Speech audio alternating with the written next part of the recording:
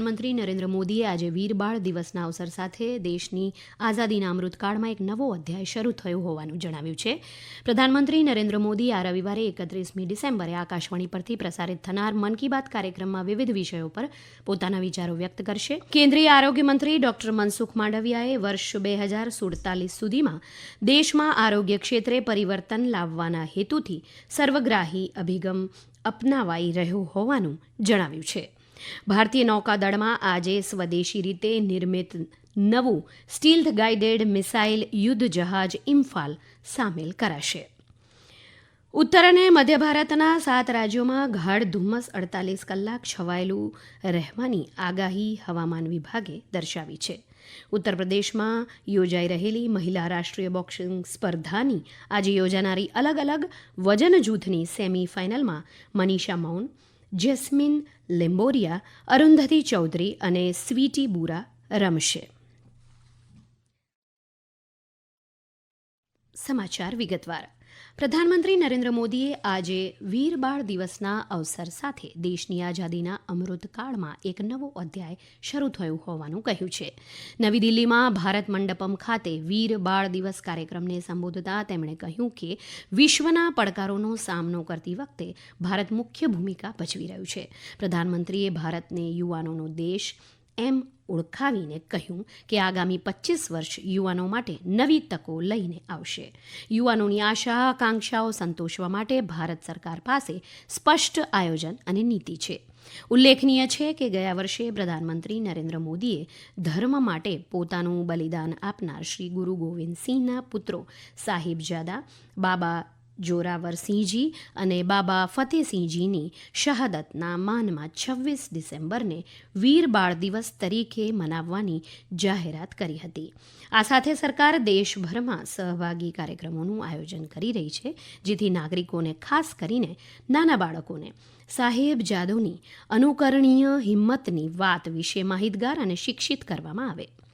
દેશભરની શાળાઓ અને બાળ સંભાળ સંસ્થાઓના સાહેબજાદોની જીવનગાથા અને બલિદાનની વિગતો દર્શાવતું ડિજિટલ પ્રદર્શન પ્રદર્શિત કરવામાં આવી રહ્યું છે.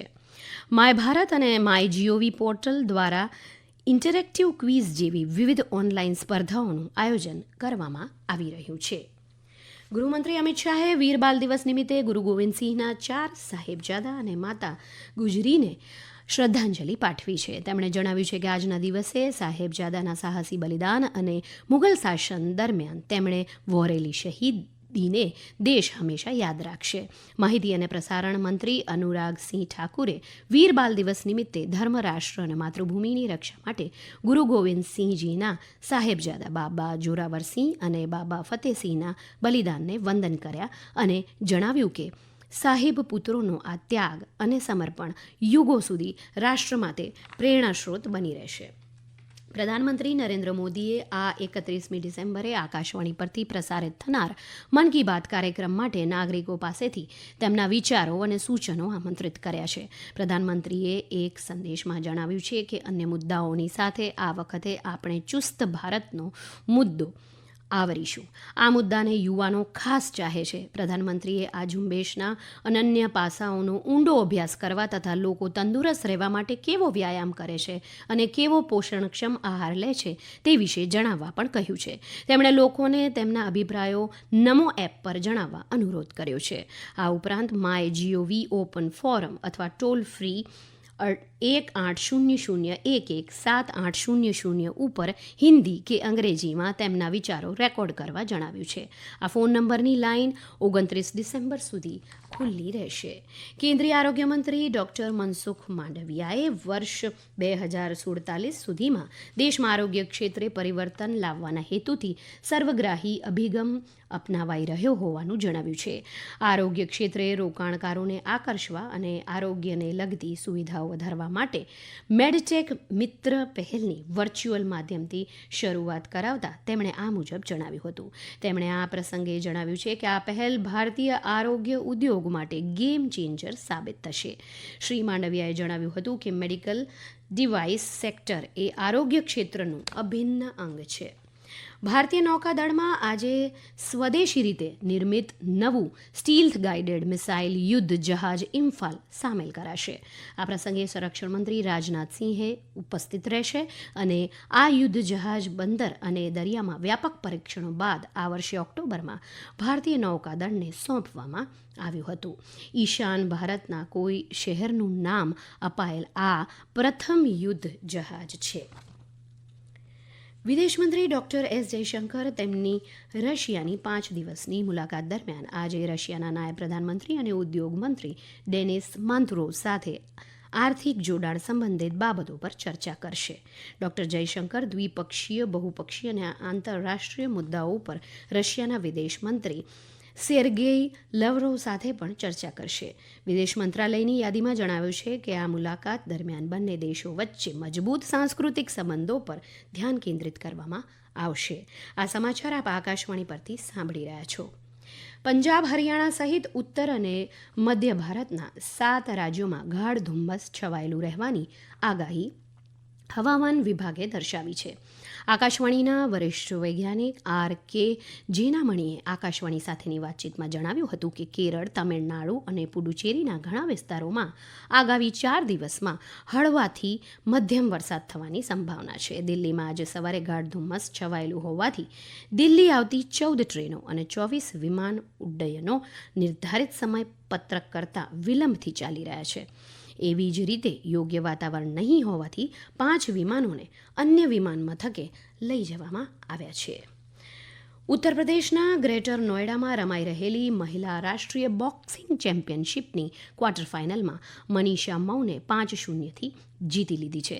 હવે સેમીફાઇનલમાં તેમનો મુકાબલો પંજાબની સિમરનજીત કૌર સાથે થશે. અને એક મેચમાં જેસ્મીન લેમ્બોરિયાએ ક્વાર્ટર ફાઇનલમાં મહારાષ્ટ્રની પૂનમ કેથવાસને હરાવી હતી. હવે તે હિમાચલ પ્રદેશની મેનકા દેવી સામે રમશે.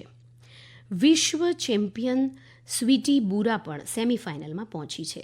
જ્યારે 2021ની વર્લ્ડ યુથ ચેમ્પિયન અરુંધતી ચૌધરીએ પંજાબની કોમલપ્રીત કૌરને 5-0થી હરાવીને સેમીફાઇનલમાં પ્રવેશ કર્યો છે. મહિલા રાષ્ટ્રીય બોક્સિંગ ચેમ્પિયનશિપની 7મી આવૃત્તિમાં 300થી વધુ મુક્કાબાજો 12 વજન વર્ગોમાં ભાગ લઈ રહ્યા છે. આવતીકાલે ફાઇનલ મેચ રમાશે.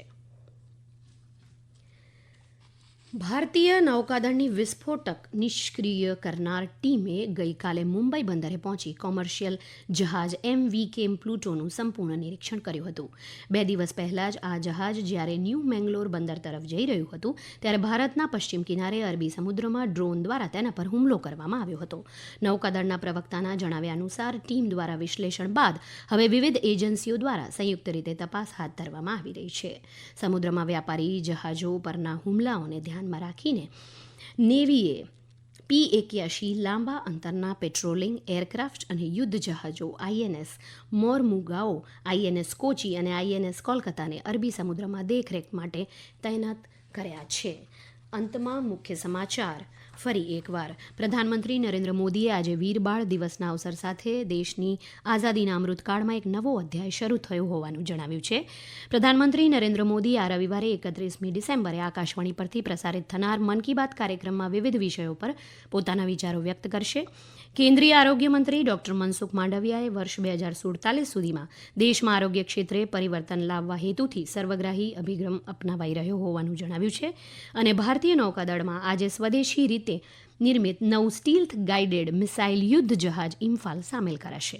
ઉત્તર અને મધ્ય ભારતના 7 રાજ્યોમાં ગાઢ ધુમ્મસ 48 કલાક સુધી છવાયેલો રહેશે. અને ઉત્તર પ્રદેશમાં યોજાઈ રહેલી મહિલા રાષ્ટ્રીય બોક્સિંગ સ્પર્ધાની આજે યોજાનારી અલગ અલગ વજન જૂથની સેમીફાઇનલમાં મનીષા મૌન, જેસ્મીન લેમ્બોરિયા અને અરુંધતી અને સ્વીટી બોરા રમશે. સમાચાર પૂરા થયા.